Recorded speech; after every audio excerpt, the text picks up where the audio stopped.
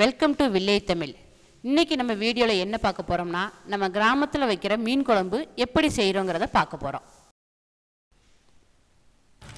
இந்த மீன் குழம்புக்கு முதல்ல நம்ம பொடி வெங்காயத்தை உரிச்சுக்கிறோம்.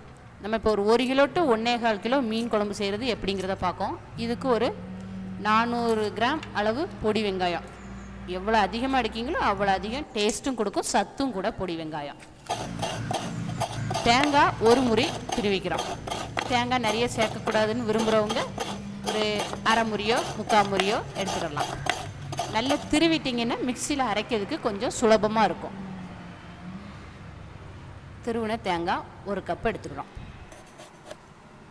தக்காளி ஒரு 1/4 கிலோ போல்.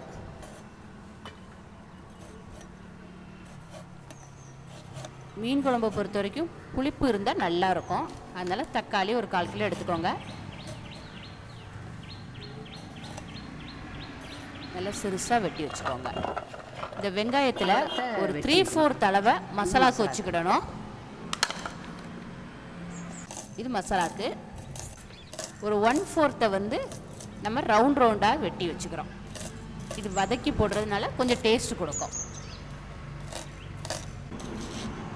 மிளகா, அது மீன் குழம்புல கிடக்கிற மிளகா ரொம்ப டேஸ்ட்டாக இருக்கும். அதனால் ஒரு 2 மிளகா மட்டும் போட்டுக்கிறோம். மீனை நல்லா கழுவி ஃப்ரெஷ்ஷாக உள்ள மீனை கழுவி வச்சுருக்கோம். தேவையான பொருள் இவ்வளோ தான்.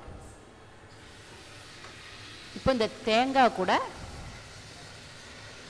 இந்த மசாலாவை முதல்ல ரெடி பண்ணணும்.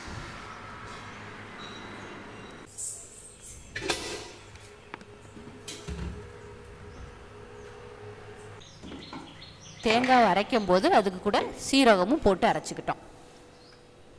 தேங்காவும் சீரகத்தை மட்டும் அரைச்ச இது இதை முதல்ல ஒரு எந்த பாத்திரத்தை நம்ம கூட்டி வைக்கணும் ஆசைப்படுறோமோ அதில் முதல்ல தட்டிக்கிடணும்.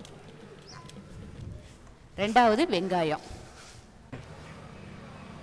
வெங்காயத்தை 1-2 அரைச்சா கூட போதும், மையா அரைக்கணும்ட்டு இல்லை.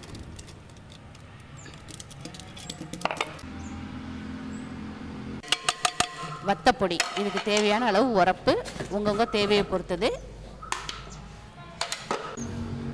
மல்லித்தூள்,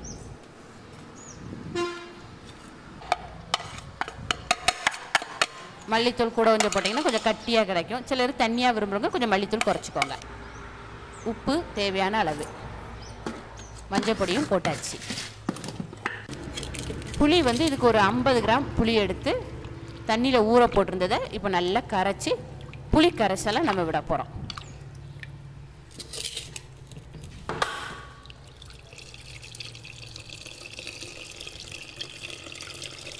குழம்பு எவ்வளோகான தேவைப்படுதோ அவ்வளோகான நம்ம புளி கரைசல், இதே புளியை திருப்பி பச்சை தண்ணியை மறுபடியும் ஊற்றி நம்ம புளி கரைசல் ரெடி பண்ணிக்கிடலாம். அடுப்பு ஆன் பண்ணி எண்ணெய் சுட்ட உடனே முதல்ல தாளிக்கிறோம். கடுகு போடுறோம். மீன் குழம்புக்கு 2 வெந்தயம் போட்டுக்கோங்க, கொஞ்சம் நல்லா இருக்கும். கடுகு நல்லா பொரிஞ்சிருச்சு. ரெண்டாவது வெந்தயம் லைட்டாக, கருவேப்பிலை ஆஸ் யூஷுவல் போடக்கூடியது. மிளகாவும் நம்ம இந்த வெங்காயத்தை வெட்டி வச்சுருக்கோமே அதை போட்டுக்கணும். போட்டு இதை கொஞ்சம் நல்லா வதக்கிக்கிறோம். இந்த பொடி வெங்காயம் எண்ணெயில் வதங்கிறதுனால அது ஒரு தனி டேஸ்ட்டு மீன் குழம்புக்கு கொடுக்கும்.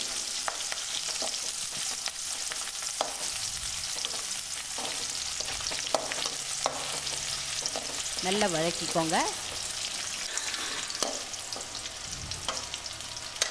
லைட்டாக பொன்னிற மாதிரி வந்த பிறகு தக்காளி, நம்ம வெட்டி வச்சுருக்க தக்காளியை அதில் போட்டு வதக்கிக்கிறோம்.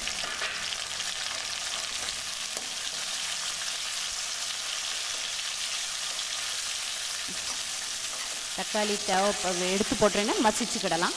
இந்த புளி கரைசலை இதில் ஊற்றிட வேண்டியதான். புளி கரைசல், இந்த மசாலா எல்லாம் நம்ம கூட்டி வச்சுருக்கோமே இதை அதில் ஊற்றிட வேண்டியதான். ரொம்ப சிம்பிளுங்க மீன் குழம்பு செய்கிறது. இவ்வளோதான்.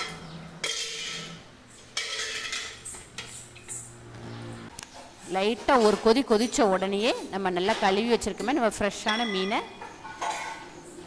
இதில் ஒன்றா போடணும். மீனை போட்ட பிறகு ரொம்ப குழம்ப கிண்டி விடாதீங்க.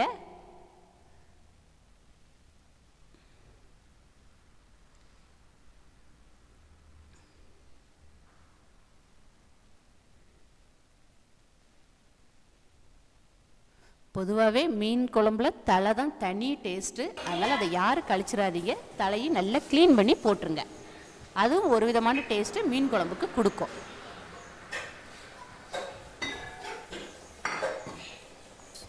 ரெடி ஆயிடுச்சுங்க. நீங்கள் எல்லோரும் விரும்புகிற மீன் குழம்பு ரெடி ஆயிடுச்சு. இந்த வீடியோ பிடிச்சிருந்துன்னா மறக்காமல் லைக் பண்ணுங்கள். உங்கள் ஃப்ரெண்ட்ஸுக்கு இதை எப்படி செய்யணுங்கிற விஷயத்தை ஷேர் பண்ணுங்கள்.